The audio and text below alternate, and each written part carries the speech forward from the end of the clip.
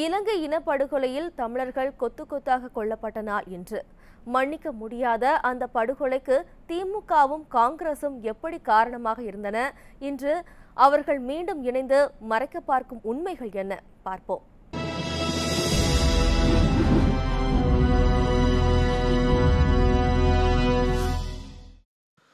தமிழக முதல்வராக கருணாநிதியும் இந்திய பிரதமராக மன்மோகன் சிங்கும் இருந்த 2008ஆம் ஆண்டில்தான் இலங்கையில் தமிழர் மீதான அடக்குமுறைகள் வரலாறு காணாத உச்சத்திற்கு போனது. அதற்கு எதிராக ஒட்டுமொத்த தமிழகமும் கொந்தளித்தது. ஆனால் மத்தியில் அதிகாரத்தில் இருந்த ராஜீவ்காந்தி குடும்பத்தினரோ அதற்காக எல்லாம் கவலைப்படாமல் ராஜபக்சே அரசுக்கு தொடர்ந்து உதவிகளை செய்து கொண்டே இருந்தார்கள்.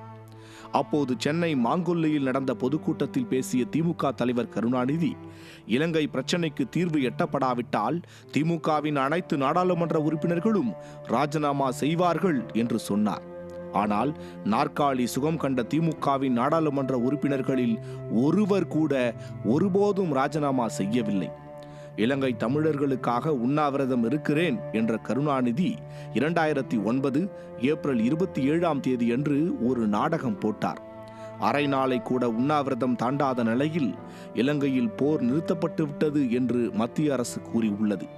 அதனால் உண்ணாவிரதத்தை முடிக்கிறேன் என்று பொதுவெளியில் பச்சையாக பொய் சொல்லி உண்ணாவிரதத்தை முடித்தும் கொண்டார். 2009ஆம் ஆண்டு மே 17ஆம் நாளில் இலங்கையின் முள்ளிவாய்க்காலில் நடந்த படுகொலையில் 1 லட்சத்திற்கும் மேற்பட்ட அப்பாவி தமிழர்கள் கொல்லப்பட்டனர். மானமுள்ள, இரக்கமுள்ள, மனசாட்சி உள்ள ஒவ்வொரு தமிழனும் மனமுடைந்து போன தருணம் அது.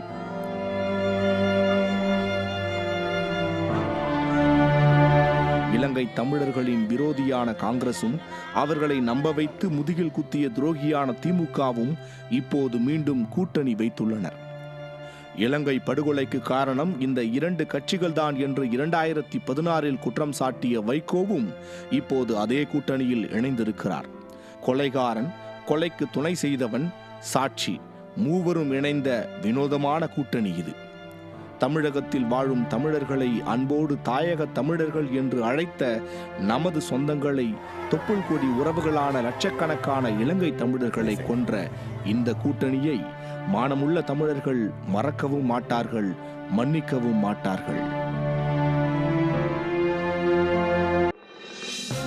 இது போன்ற முக்கிய வீடியோக்களை உடனுக்குடன் தெரிந்து கொள்ள நியூஸ் ஜே யூடியூப் சேனலை சப்ஸ்கிரைப் செய்யுங்கள்.